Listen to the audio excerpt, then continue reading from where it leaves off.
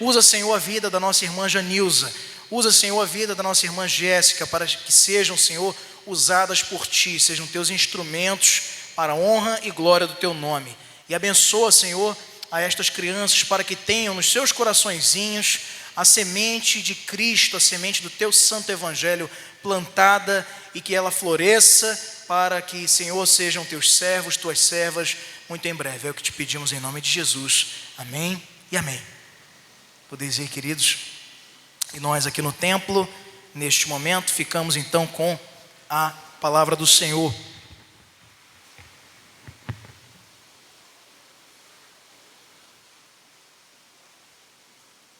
Vamos abrir as nossas Bíblias, queridos, na carta de Paulo aos Romanos, no capítulo de número 6, versos de 1 até o verso de número 14, para a exposição das Escrituras nessa noite.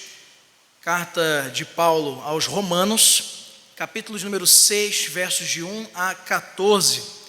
Nesta manhã falamos sobre a ressurreição de Cristo, e a pergunta que ficou lá, para quem lembra, foi: por que choras? E foi uma bênção para a vida da igreja, e nós refletimos sobre choros que precisamos abandonar à medida em que cremos na ressurreição de Cristo. Mas nessa noite queremos falar sobre algo que nos desafia a sermos crentes cada vez mais vívidos e atuantes na obra do Senhor, à medida em que não devemos pensar na ressurreição como algo ainda a se concretizar, mas no contexto espiritual, algo que já se concretizou nas nossas vidas com a ressurreição do nosso Senhor e Salvador Jesus Cristo, e é o que exatamente nos diz Paulo nesta porção da sua carta aos Romanos. Vamos ler com atenção. À medida que você encontrar, fique de pé em reverência à palavra de Deus, para todos juntos lermos a sua santa palavra. Romanos capítulo 6, versos de 1 até o verso 14.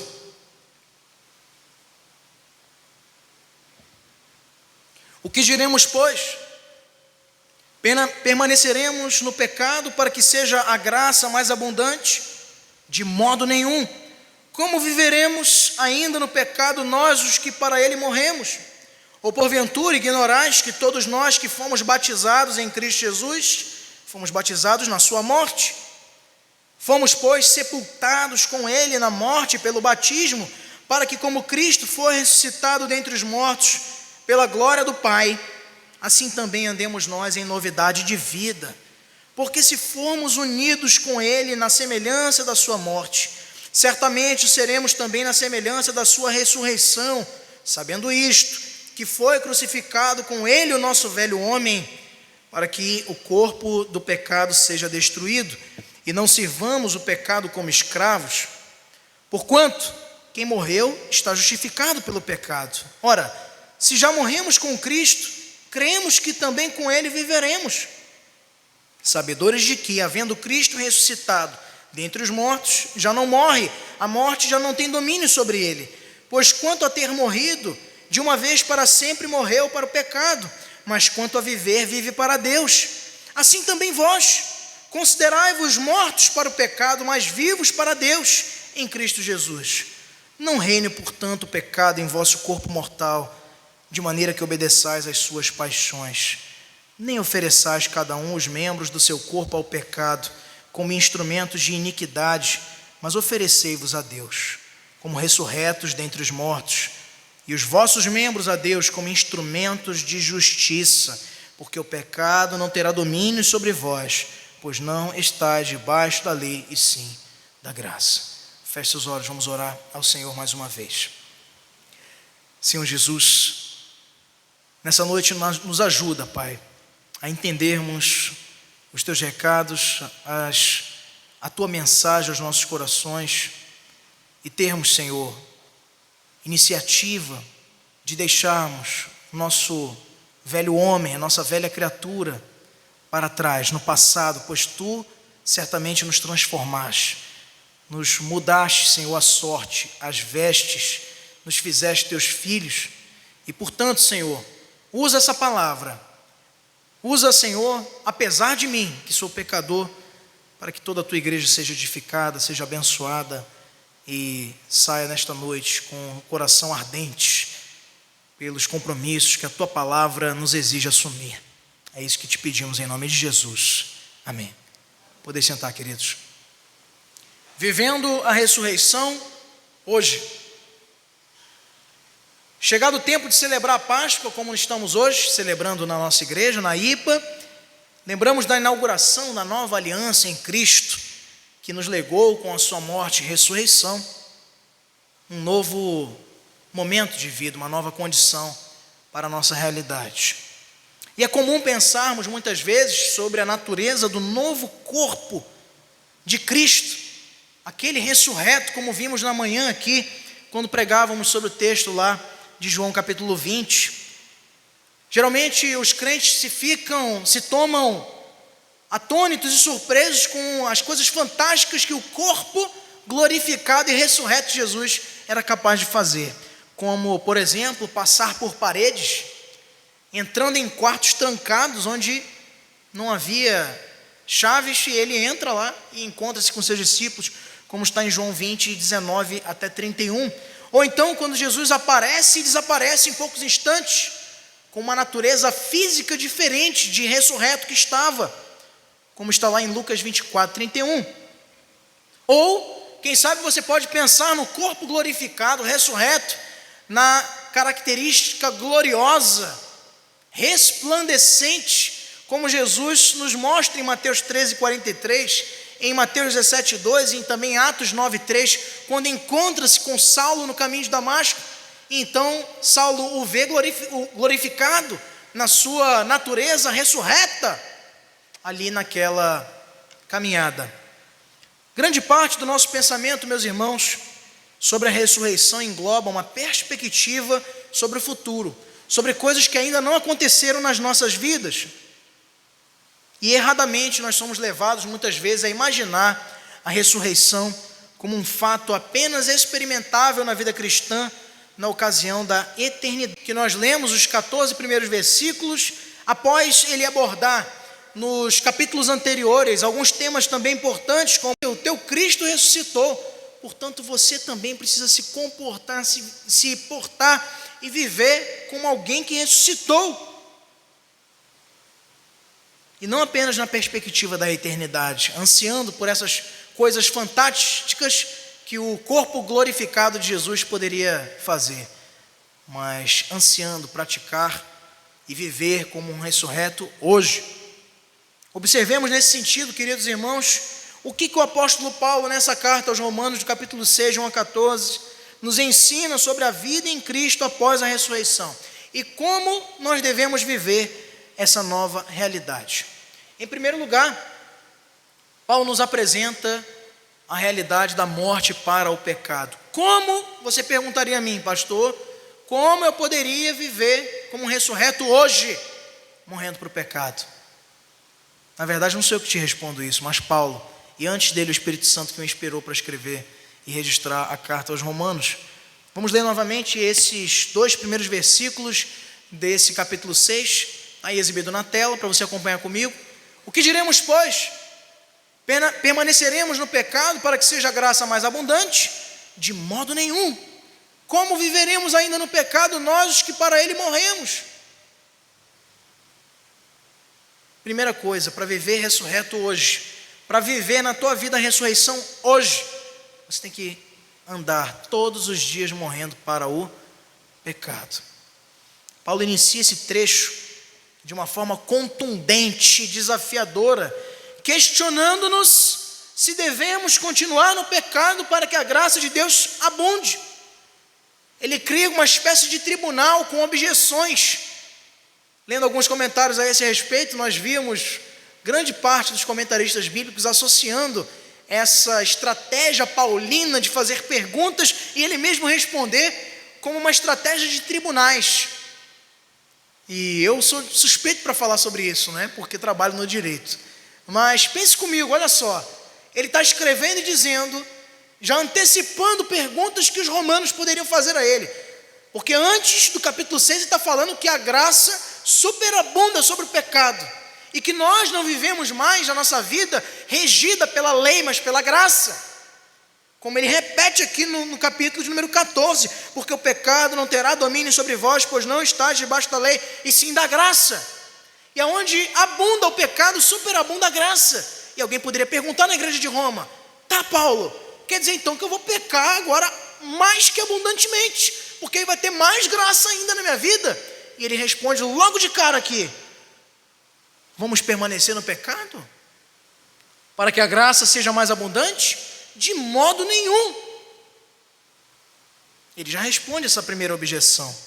Como viveremos ainda no pecado nós, os que para ele morremos? Então não existe essa possibilidade aventada aqui pelo apóstolo, de que um ressurreto possa cogitar das coisas do pecado e viver para dar ocasião à sua carne, porque ele já morreu para ela.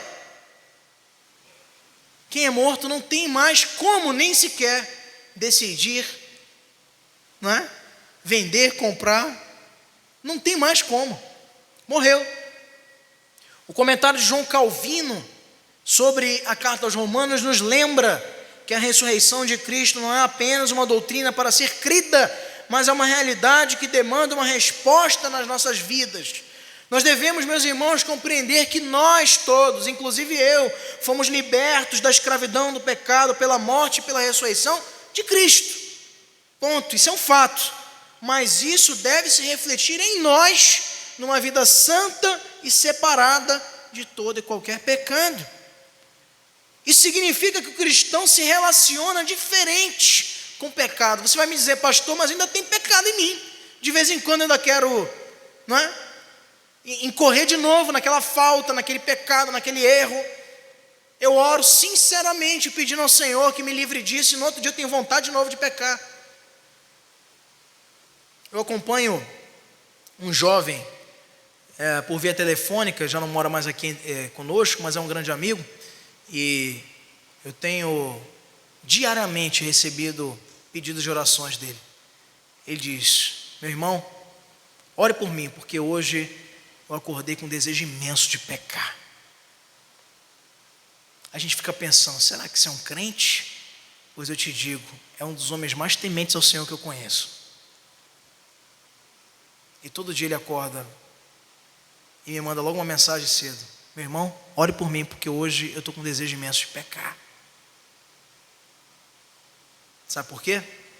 Porque o pecado ainda está em ti, mas o crente se relaciona de uma maneira diferente com o pecado, porque ele está morto para o pecado, mas o pecado não está morto para ele. O que Paulo nos diz em Gálatas 2,19 é que está crucificado com Cristo, ou seja, a nossa natureza morre junto com a do nosso Senhor, quando por ele somos comprados pelo seu sangue remidor. Se um alcoólatra morre, ele não vai mais ser derrotado da tentação do álcool, pois o seu corpo está morto em todos os sentidos físicos. Ele não pode ver, provar, sentir ou desejar o álcool mais como desejava antes.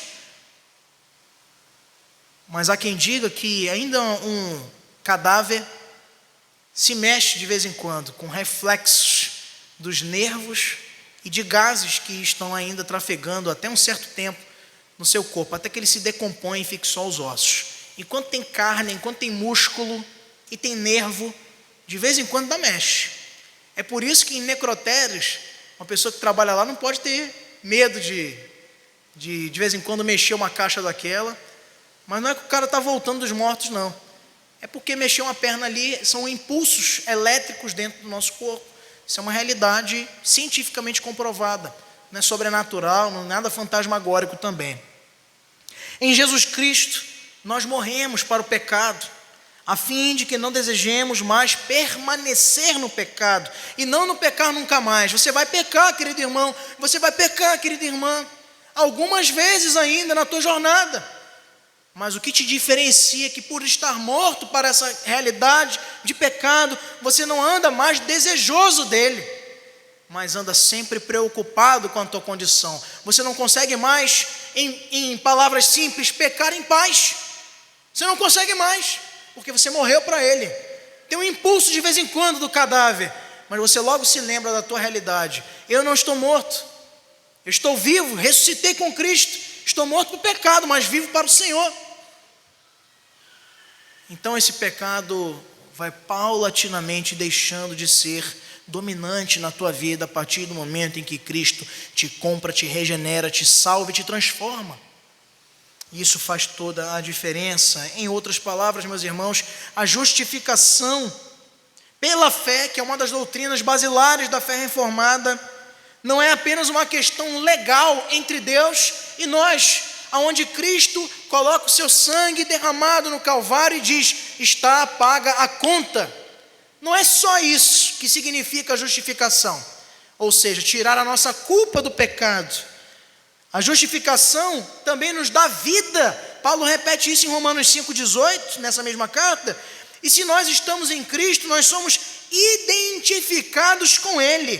Portanto, o que aconteceu com Cristo, tanto na sua morte como também na sua ressurreição, acontece conosco. Quando Ele morre, nós morremos também para a nossa realidade de pecado. E quando Ele ressuscita, nós ressuscitamos também. Paulo diz isso aos Efésios, quando ele fala que agora nós estamos assentados com Ele em lugares celestiais.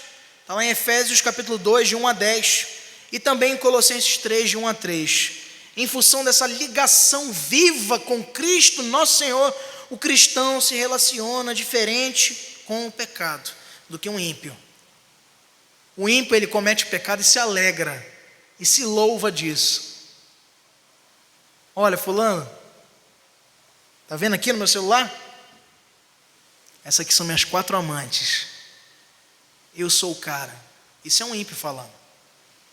O cristão, ele não tem alegria em pecar. Ele não pode, ele morreu para essa realidade.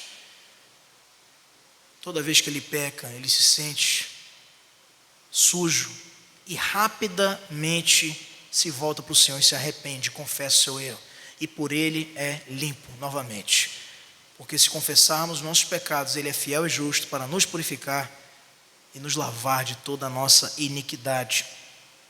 Como eu posso, pastor, me comportar como alguém ressuscitado hoje? Não ficar esperando a eternidade para ter um corpo glorificado. Isso são coisas que realmente não são para agora. E essa é uma típica realidade, presbítero Santos, do já e do ainda não. Nós já somos ressuscitados, mas não completamente. Então, agora você pode viver já como ressuscitado. Você não tente atravessar a parede, você vai se machucar. Nem tente brilhar mais do que os outros, porque você não tem luz resplandecente própria.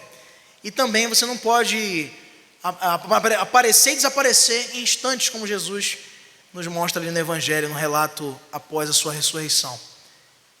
Mas você pode morrer para o pecado. Você pode viver em constante morte para o pecado. Em segundo lugar, nós podemos viver ressurretos hoje, ressurgindo para uma nova vida, não apenas morrendo, mas também vivendo em Cristo para uma nova realidade. Versos 3 e 4 nos dizem isso, vamos acompanhar. Ou porventura ignorais que todos nós que fomos batizados em Cristo Jesus, fomos batizados na sua morte. Fomos, pois, sepultados com Ele na morte pelo batismo, para que como Cristo foi ressuscitado dentre os mortos pela glória do Pai, assim também andemos nós em quê? Novidade de vida, andando diferente, andando de maneira correta, chegando ao ponto de não sermos mais reconhecidos com quem nós éramos. Nós não estamos apenas, como vimos antes, meus irmãos, mortos para o pecado.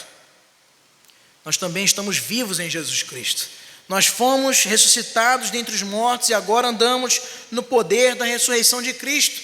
Nós não andamos mais todo dia fazendo a mesma coisa, espiritualmente falando.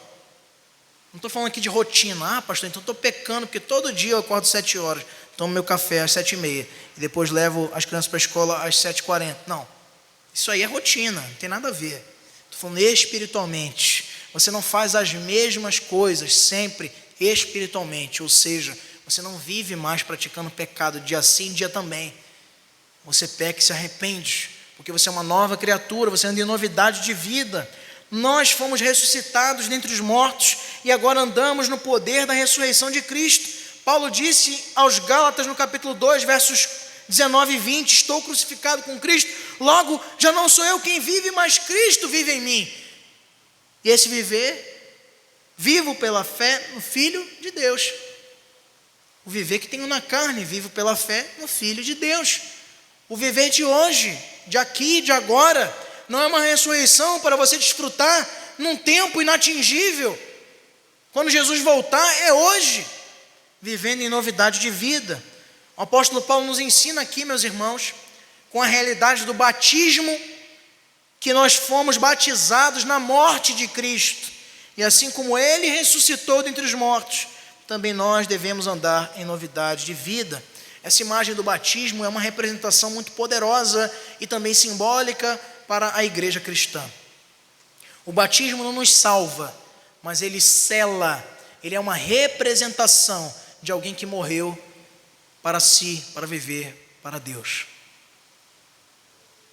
Por isso, o livro chamado A Didaquê, o Catecismo dos Primeiros Apóstolos, é um livro extra-bíblico, mas que tem um potencial histórico muito grande.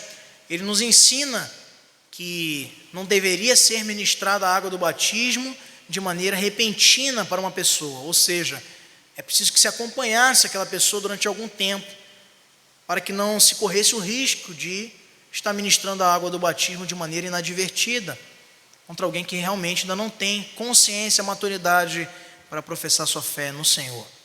Então, veja comigo que interessante, pois essa igreja, ela passa quase que um ano acompanhando os candidatos a serem membros da igreja, para que ninguém diga depois, pastor, fui enganado, eu não sabia que vocês criam nisso, eu não sabia que na igreja tinha presbítero, né? Eu só estou vendo pastor aí e tal, né? Eu não sabia que na igreja tinha sociedade interna, eu não sabia que tinha que dar dízimo, né? Então a gente esclarece tudo, ninguém vem enganado, para que esse batismo seja compreendido. Martinho Lutero fala sobre o batismo como um sinal e um selo de quê? Da ressurreição de Cristo. E a nossa participação nela, na água do batismo, nos leva a compreender que ao nos identificarmos com Cristo, somos transformados para vivermos uma vida de santidade, mas também de comunhão com Deus.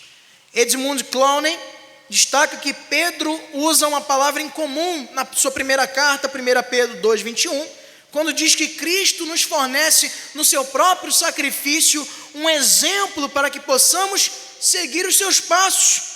Isso traz para nós a sensação, na palavra grega original, de uma criança que está aprendendo a traçar um contorno em letras. O pessoal do departamento infantil vai entender o que eu estou falando agora. Você faz ali as letrinhas, no berçário lá para a criançada, e ela tem que contornar ali. Essa expressão aqui colocada em 1 Pedro 2,21, de que Jesus nos fornece o seu exemplo, do seu sacrifício, para que sigamos os seus passos, é exatamente essa ideia do grego. É Jesus colocando o exemplo dele, para que a gente só contorne a letrinha. Se a nossa vida cristã é um alfabeto, a nossa gramática é Cristo. Ele é a nossa referência total e plena, perfeita, de como o ser humano deve se portar. Em sua segunda carta, já Pedro vai descrever algumas principais características de como é essa nova vida. Lá em 2 Pedro 1, capítulo 5 a 7, ele fala de virtude, ele fala de conhecimento, domínio próprio, firmeza, piedade, afeição fraternal e amor. São algumas, poderíamos citar aqui Romanos 12, poderíamos citar aqui também Efésios capítulo 6, as relações entre pais e filhos, esposo e esposa, servo e chefe e patrão. Poderíamos citar aqui muitos outros textos para falar sobre características de um novo viver. O fato é, meus irmãos, que nós precisamos nos comprometer e entender que nós precisamos viver todos os dias ressurgindo para uma nova vida em Cristo, manifestando o fruto do Espírito Santo, como está lá em Gálatas 5, sem os quais não poderemos caminhar nessa terra como ressurretos, assim como o nosso Senhor. Em terceiro lugar, queridos, nós precisamos entender que para caminhar como ressurretos nessa terra, nós precisamos nos unir à morte e à vida de Cristo. É o que explica Paulo nos versos 5 até o verso 8. Veja o que ele nos diz: porque se fomos unidos com ele na semelhança de sua morte, certamente o seremos também na semelhança da sua ressurreição. Sabendo isto, que foi crucificado com ele o nosso velho homem, para que o corpo do pecado seja destruído e não sirvamos o pecado como escravos. Porquanto quem morreu está justificado do pecado. Ora, se já morremos com Cristo, cremos que também com ele viveremos. A gente se une na morte, mas se une também na vida. Paulo continua aqui a sua explicação, destacando que, meus irmãos, quando nos identificamos com Cristo em sua morte, automaticamente também compartilhamos da sua ressurreição. Essa união com Cristo é tão profunda que a nossa velha natureza é crucificada no madeiro com Ele, para que possamos viver uma vida santa e justa. Observe bem, você pode pensar que é muito difícil abandonar aqueles pecados, aquela coisa, mas pastor, é muito difícil. Pois o que Paulo está dizendo aqui é o seguinte: Cristo já fez isso por ti. Cristo já fez isso por ti no madeiro. Quando ele crucifica, ele é crucificado, melhor dizendo, crucifica também com ele, no seu sacrifício, a nossa velha criatura. É o que Paulo chama da doutrina da identidade. Nós nos identificamos na sua morte, para desfrutarmos dos benefícios da sua vida, da sua ressurreição. A observação também de Calvino sobre esse vínculo com Cristo é algo que nos leva a compartilhar a sua morte e a sua ressurreição, e que também nos encoraja a compreender a profundidade dessa identidade e a vivermos de acordo com uma nova realidade em Cristo. Paulo introduz aqui um fato extraordinário, meus irmãos, é de que o velho homem, o seu velho ego, o seu ser interior, foi crucificado com Jesus, de modo que o corpo não precisa mais e não vai mais ser controlado pelo pecado.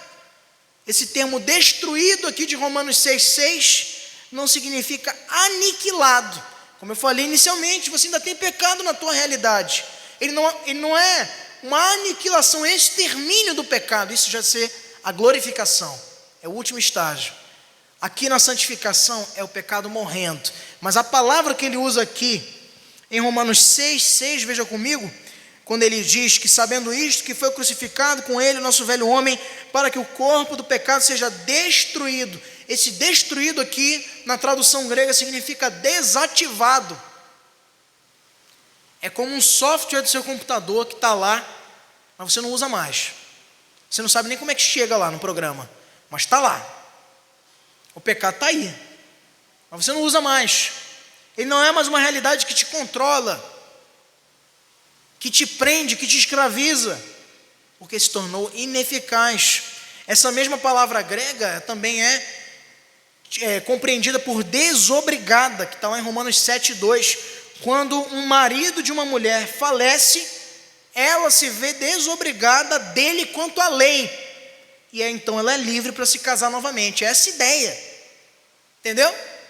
O nosso novo casamento é com Cristo. Antes éramos escravos do pecado, agora não mais, somos novas criaturas, ressurretos, unidos à morte e à vida do nosso Senhor.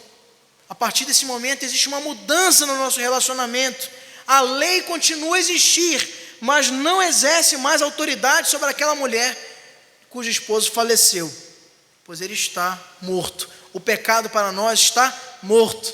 Ainda nos é referência pela nossa natureza caída, mas nesse processo de transformação, cada dia que passa, temos visto cada vez mais esse pecado não mais se manifestar nas nossas vidas. E em quarto e último lugar, meus irmãos, nós aprendemos ainda nesse texto que precisamos caminhar ressurretos dentre os mortos hoje, libertos da escravidão do pecado. Os versos de 9 a 14 nos apresentam exatamente esta ideia exprimida aqui pelo apóstolo Paulo. Ele diz: sabedores de que, havendo Cristo ressuscitado dentre os mortos, já não morre, a morte já não tem domínio sobre ele, pois quanto a ter morrido de uma vez para sempre, morreu para o pecado, mas quanto a viver, vive para Deus. Assim também vós, considerai-vos mortos para o pecado, mas vivos para Deus em Cristo Jesus. Não reine, portanto, o pecado em vosso corpo mortal, de maneira que obedeçais às suas paixões, nem ofereçais cada um os membros do seu corpo ao pecado, como instrumentos de iniquidade, mas oferecei-vos a Deus como ressurretos dentre os mortos, e os vossos membros a Deus como instrumentos de justiça, porque o pecado não terá domínio sobre vós, pois não estáis debaixo da lei, sim da graça. Paulo vai concluir, meus irmãos, esse trecho no verso de 9 até 14, enfatizando que assim como Cristo morreu para o pecado de uma vez por todas, também nós devemos nos considerar mortos para o pecado e vivos para Deus em Cristo Jesus. Essa verdade gloriosa nos liberta da escravidão do pecado e nos capacita a vivermos em justiça para sermos objeto, instrumentos, como disse o texto, de justiça para a glória do Senhor. Lutero fala sobre essa ressurreição de Cristo como uma garantia da nossa liberdade do pecado, nos levando a compreender que essa nova vida em Cristo é marcada pela liberdade e pelo poder de vivermos uma vida que agrada a Deus. Sem Cristo, por mais que você queira fazer o bem, por mais que você deseje fazer o bem, você não consegue, porque a tua natureza é total e absolutamente moldada para a prática do mal. Quando você pensa estar fazendo bem, você está, na verdade, atendendo ao seu próprio interesse. Porque nós estávamos, como vimos algumas semanas atrás, na exposição de Efésios 2, de 1 a 10, mortos para os nossos delitos e pecados. Mas em Cristo, Ele nos dá a condição de agora sim praticarmos boas obras, como resultado de uma salvação que nós já recebemos de graça e imerecidamente. O pecado deseja ser, meus irmãos, o nosso Senhor, como era antes e não é mais agora. Ele encontra um ponto de apoio na nossa velha natureza, e é por meio dessa velha natureza que o pecado procura controlar as tuas atitudes, os teus pensamentos, aquilo que você faz ou deixa de fazer. Mas em Cristo nós morremos para o pecado, como disse o texto, e a velha natureza se encontra crucificada na cruz com o nosso Senhor, de modo que essa antiga vida foi desativada. Paulo não descreve aqui uma experiência, atente-se bem nesse detalhe. Paulo não registra aqui uma experiência, uma teoria. Paulo está aqui falando de um fato. A experiência vem depois.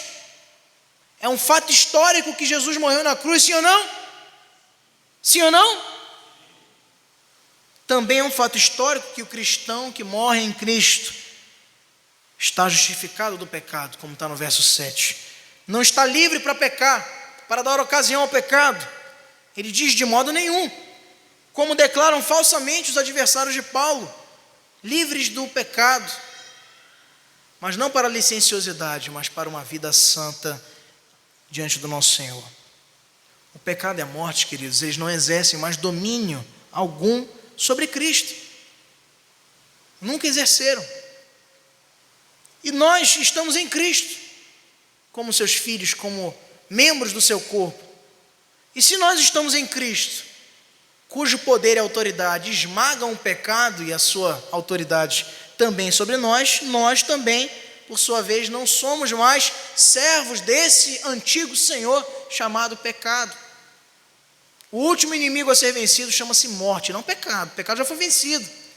A morte ainda nos assaca com a sua realidade, mas por enquanto, porque já não encerra a nossa realidade, pois ele foi a primícia dentre os que dormem, para nos trazer também a esperança viva de que com ele ressuscitaremos. Paulo não está dizendo aqui, meus irmãos, aos seus leitores e a nós, para se sentirem como se estivessem mortos para o pecado, e nem mesmo ele está pedindo para que eles entendam isso plenamente, como de repente você pode estar tendo dificuldade de entender. Mas Paulo quer de nós, Paulo quer de mim e de você, que nós hajamos de acordo com a palavra, nos apropriando desse fato para as nossas vidas. A experiência vem depois. Teu compromisso é obedecer a palavra.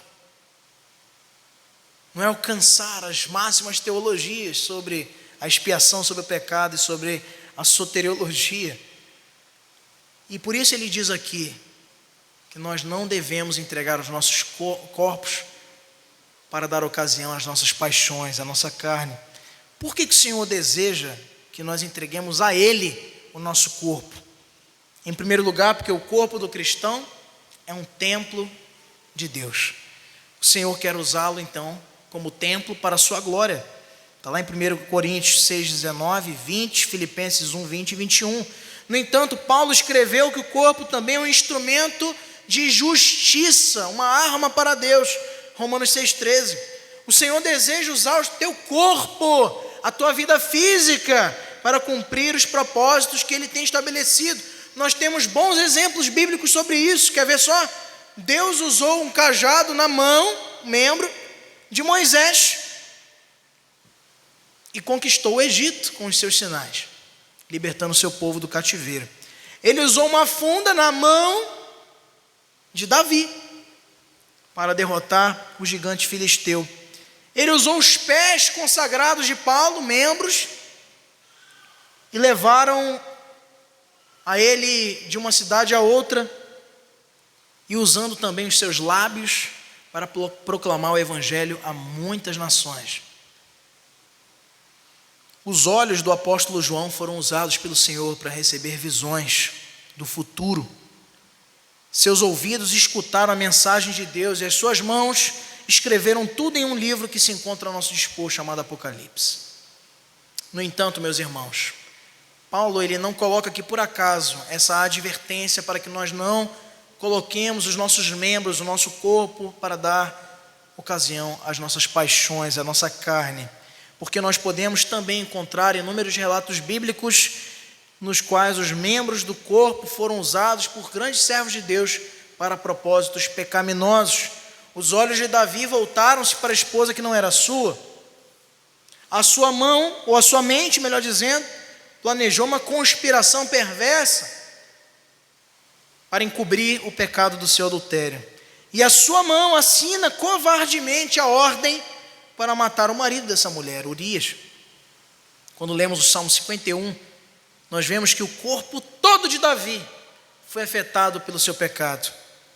Os olhos, lá no verso 3 do Salmo 51, a mente, Salmo 51, 6, os ouvidos, Salmo 51, 8, o coração dele foi atingido pelo pecado, Salmo 51, 10, os lábios, a boca, 51, 14 e 15, e não é de se admirar então que ele orasse pedindo uma purificação completa da sua vida, começando já pedindo assim, em Salmo 51, verso 2, abra aí na sua Bíblia, Salmo, capítulo 51, verso de número 2.